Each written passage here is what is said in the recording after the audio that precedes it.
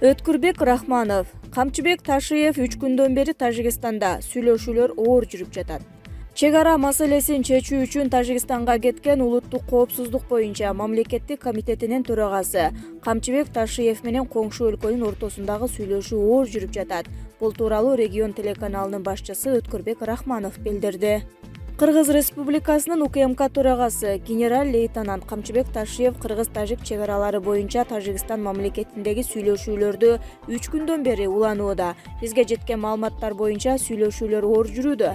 Бирок мамлекеттин кызыкчылыктарын коргоодо. Кыргызстандык делегациянын башчысы, мамлекеттик чек ара комиссиясынын төрагасы Камчыбек Кыдыршаевич бекем позицияда турганы белгилүү болду, деди ал. Эске салсак, УКМКнын төрагасы Камчыбек Ташиев 15 мартта Тажикстан менен Кыргызстандын көп жылдан бери чечилбей келген чек ара маселесин бир жактуу кылуу максатында коңшу өлкөгө жөнөп кеткен. Ташиев темир тосмону ашып түшүп, аласы айрылгандагысын бийликти басып алууга аракеттесек болот. Камчыбек Ташиев, Талант Мамытов, Садыр Жапаров Ак Үйдүн кашасын ашып түшүп, аласы айрылганда аларга бийликти күч менен басып алуу деген чоң күнөө коюлбады беле? Бүгүн бирөөнүн да күнөөсү жок, таптаза. Мындай пикирди Замандаш партиясынын экс-лидери, Конституцияга каршы борборунун демилгечиси, саясатчы Жеңиш Молдахматов Супер ТВ телеканалындагы саясий коктейль берүүсүндөгү маегинде билдирди. Кечээ эле Камчыбек Ташиев, Талант Мамытов, Садыр Жапаров Ак Үйдүн кашасын ашып түшүп, аласы айрылганда чоң күнөө коюлбады беле? Бийликти күч менен басып алуу деген. Андан кийин Ысык көлдө Каракол шаарындагы митингде Садыр Жапаровго таяжесинин машинасын алып келип, Каптагаевди барымтага алды деген күнөө коюлбады беле? Уюштурган Садыр Жапаров деп, ошону менен УКМКга отурбады беле? Бүгүн бирөөнүн да күнөөсү жокко, таптаза. Күнөө коюш үчүн бийликти басып алуу боюнча аракет болуш керек, деди ал. Анын айтымында адамдын оюндагысы менен айтып койгону кылмыш деп эсептелбейт. Булак Серет Медиа. Жеңиш Молдахматов, президенттин фанаттары муздап кетебиз деп коркутуп жатышат, алар дагы жоопко тартылсын. Бишкектин Свердлов райондук соту активист Тилекмат Кудайберген уулунун бөгөт чарасын кароого киришти. Жараянга журналисттер жана активисттин тарапташтары киргизилген жок. Активист Жеңиш Молдахматов өз сөзүндө президенттин ашыккан фанаттары муздап кетебиз, өрттөп кетебиз деп коркутуп жатышат, алар эмнеге жоопко тартылбайт, деди. Россияда өрттөнүп каза тапкан 2 кыргыз баланын апасы камакка алынды.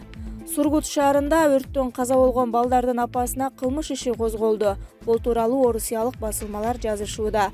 Маалыматка таянсак, мигрант энеге 2 же андан көп баланы этиятсыздыктын натыйжасында өлүмгө алып келүү беренеси менен кылмыш иши козголуп, тергөөчү аны камакка алууну талап кылган. Ал эми өрт үйгө коюлган 2 жылыткычты көтөрө албаган электр зымдарынын чыңалуусунан келип чыккан. Балдар күйүп жаткан үйдөн чыгууга аракет кылышып, сырткы эшик купулангандыктан алар үйдөн чыга албай калган. Балдардын атасы Кыргызстанда мекенинде болгон. Ал административдик укук бузгандыгы үчүн депортация кылынганы айтылат. Белгилей кетсек, окуя 11 мартта болуп, анда үйдө чоңдордун кароосусуз калган 8 жаштагы кыз жана 5 жаштагы бала күйүп кеткен. Апасы жумушка, ал эми чоң апасы бир нече күн мурда курбусунун үйүнө кеткени кабарланган. 16 мартта балдардын сөөгүн мекенине кайтаруу пландалууда. Алар Кыргызстанда жерге берилет.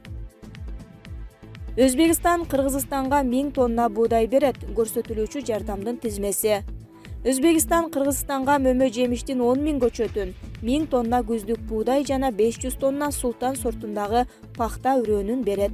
Бул тууралуу өкмөттүн маалымат кызматы кабарлады. Кыргызстан менен Өзбекстандын айыл чарба министрликтери айыл чарба жана азык-түлүк камсыздоо жаатында кызматташуу боюнча практикалык чаралар планына кол койгон.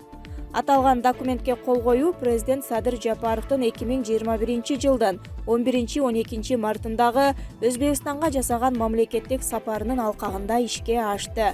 Жол картасында айыл чарба продукциясын, анын ичинде картошка, үрөн ташуу, 2 өлкө аймагында дан жана башка өсүмдүктөрдүн жаңы сортторун тажрыйбалоо, каттоого алуу, Өзбекстандын жогорку окуу жайларында студенттерди мал чарбачылыгы багыты боюнча окутуу, ошондой эле илимий иликтөө институттарынын базасында кызматташуу маселеси каралган деп айтылат маалыматта.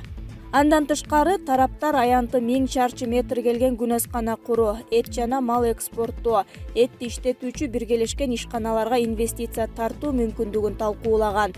Мындан сырткары Кыргызстанга күнүнө 800 000 тонна көлөмдө минералдык жер семирткичтерди үзгүлтүксүз ташуу боюнча макулдашуу болгон. Саясатчы Адахан Мадумаров активисттерге куугунтукту токтотууну талап кылды. Бүтүн Кыргызстан саясий партиясынын лидери Адахан Мадумаров аталган партиянын активдүү мүчөсү Бекмурат Ооган уулун Facebook социалдык тармагында жазган пикири үчүн 16 мартта улуттук коопсуздук боюнча мамлекеттик комитеттин кызматкерлери кармап кеткенин жарыялады. Мадумаров партиянын атынан тынчсыздануу билдирген расмий кат чыгарды. Анда Бекмурат Ооган уулу УКМКда сурак берип жатканы 10 жылдан бери Бүтүн Кыргызстан партиясында мүчө экени жазылган. Буга байланыштуу Бүтүн Кыргызстан саясий партиясы бийликти сындаган активисттердин кармалып жатканына терең тынчсыздануусун билдирет. Аны менен катар бийликтен саясий мотив менен куугунтукка алууну токтотууну талап кылат. Социалдык тармакта бийликке жакпаган пикир билдиргени үчүн укук коргоо органдары катаал чара колдонуп, басмырлоосун биз сөз эркиндигине болгон кысым деп түшүнөбүз. Шайлоо алдында активдүү жаштарды коркутуп, үркүтүп жаткан азыркы бийликтин мындай аракеттери өзүнө аброй алып келбейт деп жазган Мадумаров. Айрым басылмалар Ооган уулу 17 мартта УКМК тарабынан бошотулганын кабарлоодо. Аталган мекеме бул маалыматты ырастай элек.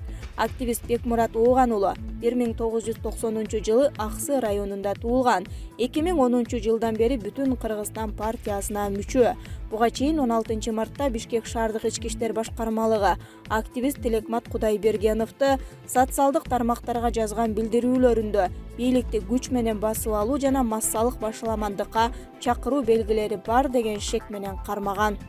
15 мартта милиция активист саясатчы Жеңиш Молдохматов жетектеген Конституцияга каршы борборун тинтүүгө алган. Мунун алдында 15 мартта президент Садыр Жапаров Азаттык радиосуна курган маегинде Кыргызстанда саясатчыларга, журналисттерге жана активисттерге карата саясий куугунтук болбой турганын айткан.